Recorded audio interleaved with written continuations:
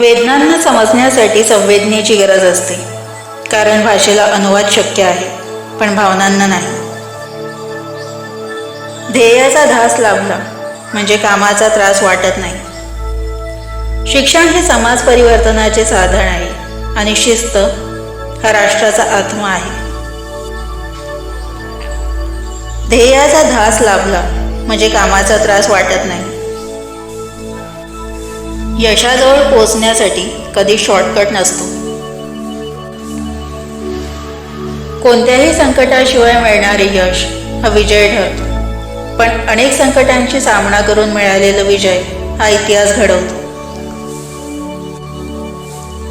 माणसाला दोनच गोष्टी हुशार बनवतात, एक म्हणजे वाचलेलं पुस्तक आणि दुसरं भेटलेली माणसं. तुमचा आजचा संघर्ष तुमचे उद्याचे सामर्थ्य निर्माण करते. त्यामुळे विचार बदला म्हणजे तुमचे आयुष्य बदलेल.